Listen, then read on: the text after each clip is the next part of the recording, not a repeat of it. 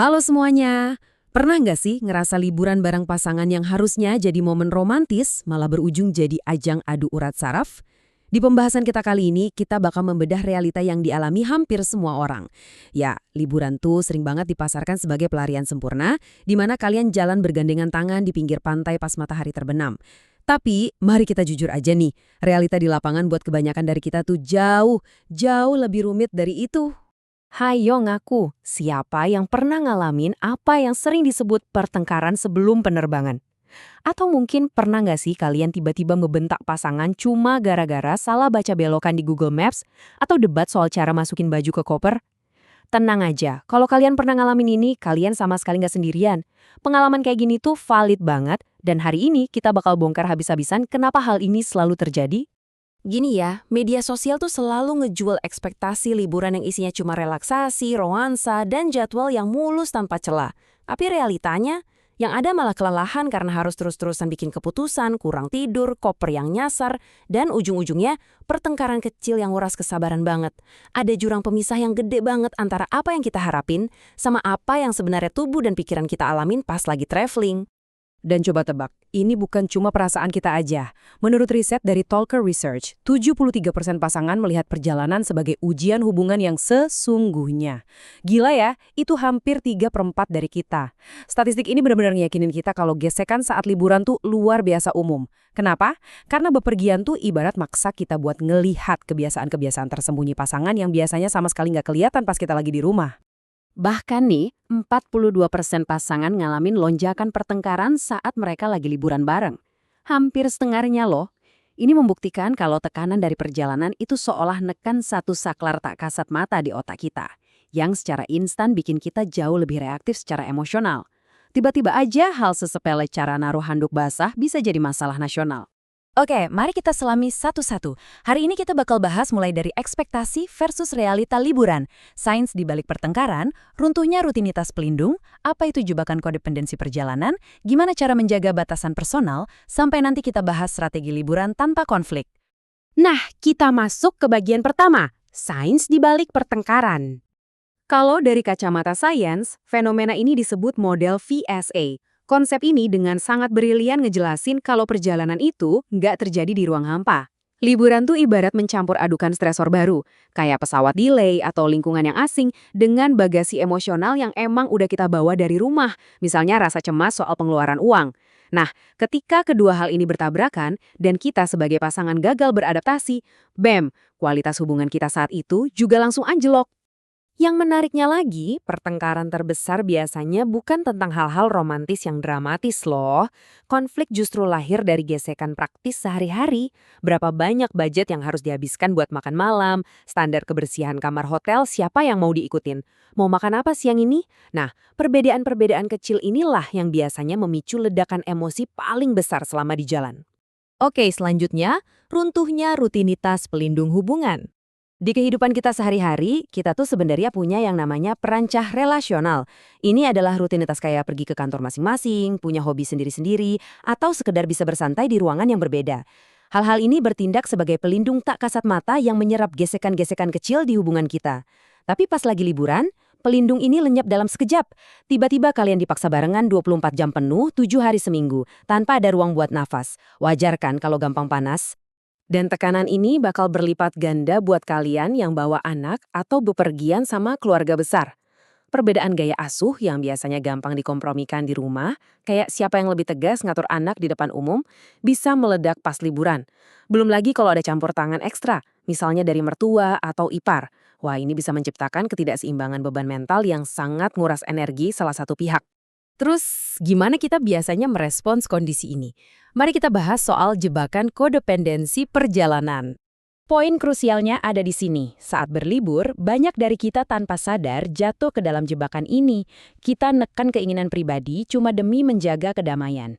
Pernah nggak sih kalian ikut nemenin pasangan masuk ke museum yang dia suka padahal kalian sendiri udah bosen setengah mati? Kelihatannya sepele ya, tapi mengorbankan batasan pribadi kalian tuh justru bakal numpuk rasa kesel yang tersembunyi. Ujung-ujungnya, keluarlah sifat pasif-agresif yang perlahan-lahan ngerusak suasana liburan itu sendiri. Coba deh kita bandingin dinamikanya. Dalam liburan yang sehat, perannya tuh fleksibel, kalian saling berbagi rencana. Batasan juga tetap dijaga dengan ngasih waktu luang buat masing-masing. Tapi, dalam dinamika codependent, yang terjadi malah sebaliknya. Satu orang biasanya jadi si pencari solusi yang gampang cemas, sementara yang satu lagi cuma ngikut pasif. Privasi diabaikan banget demi ilusi romantis kalau kalian harus selalu berdua. Dan saat ada masalah, bukannya diomongin, malah dipendem sampai akhirnya meledak kayak bom waktu. Makanya, kita butuh solusi. Kita masuk ke menjaga batasan ruang personal. Ini nih mindset yang harus diubah. Punya mentalitas bahwa pasangan itu melengkapi kita justru bisa jadi racun pas bepergian. Kalian tuh harus jadi individu yang utuh sejak awal. Artinya gini, misal pasangan kalian lagi kecapean dan maunya rebahan aja di hotel. Kalian harus punya kemandirian buat pergi keluar, nyari kopi sendirian, dan tetap enjoy tanpa ngerasa bersalah, hancur atau merasa ditinggalkan. Kalian tetap bisa have fun kok. Tapi batasan itu bukan cuma soal ruang fisik, ada juga batasan mental. Jujur aja, berapa banyak dari kita yang masih bawa mikir kerjaan pas lagi liburan? Ini karena kita gagal ngelakuin transisi. Sangat penting buat nerapin yang namanya protokol transisi kerja. Kasih jeda 1 hari penuh sebelum berangkat buat nyelesain kerjaan, dan 1 hari penuh setelah pulang buat recovery sebelum ngantor lagi. Kalau ini dilewatin, kita bakal bawa stres kerja ke tempat liburan. Dan ujung-ujungnya gampang uring-uringan ke pasangan. Nggak adil banget kan? Nah, sekarang kita masuk ke blueprint andalan kita. Strategi liburan tanpa konflik. Pertama, stop bikin jadwal yang terlalu padat. Itu resep kehancuran yang paling mutakhir. Sebagai gantinya, rancang ritme yang ramah buat kalian berdua. Batasi itinerary kalian cuma dengan 1 kegiatan utama per hari. Misalnya pagi ke museum, sisanya biarin aja jadi blok waktu yang fleksibel tanpa kewajiban apa-apa. Terus tutup hari itu dengan ritual santai berdua, kayak ngobrol ringan di kafe. Pendekatan ini ngasih kalian kepastian, tapi ngebebasin kalian dari kelelahan ngambil keputusan yang bikin stres. Nah, bagian yang menurut saya paling menarik dari strategi ini adalah nerapin yang namanya relief struktural. Apa itu? Intinya, kalian sengaja menjadwalkan waktu buat menyendiri ke dalam rencana perjalanan kalian. Tanpa rasa bersalah sama sekali. Misalnya, kalian janjian misa selama 2 jam. Yang satu baca buku di kafe, yang satu jalan-jalan cari oleh-oleh. Ini bukan berarti kalian nggak sayang pasangan ya. Justru ini cara ngasih jeda buat sistem saraf kalian, dari stimulasi terus-menerus, biar nanti pas ketemu lagi energinya udah lebih segar. Selain itu, jangan sepelekan tempat kalian nginap. Percaya atau enggak, akomodasi itu menentukan 70% pengalaman liburan. Kurang tidur, kurang privasi, dan merasa selalu diliatin di lobi hotel yang sibuk, itu bisa secara drastis ningkatin rasa gampang tersinggung. Memprioritaskan penginapan yang lebih privat, yang punya ruang bersantai nyaman, bukan cuma ada kasur doang, itu sebenarnya adalah investasi buat hubungan kalian. Jauh lebih cerdas daripada sekedar ngabisin uang buat masuk ke tempat wisata mahal. Tapi namanya juga jalan-jalan, pertengkaran kecil pasti kadang tetap ada. Kuncinya bukan lari dari konflik, tapi gimana cara kita ngerespons di momen itu juga. Kalau mulai kerasa panas, ambil jeda bentar sebelum ngomong. Terus fokus kasih tahu apa yang kalian butuhkan, bukan yang lain pasangan. Daripada bilang, kamu tuh buru-buru banget sih, mending bilang, aku butuh duduk 5 menit nih. Dan ingat aturan emas ini. Orang itu gampang banget berantem cuma gara-gara lapar atau ngantuk. Jadi, lindungi waktu makan dan tidur kalian bagaimanapun caranya. Pada akhirnya, ada satu kalimat yang selalu saya ingat.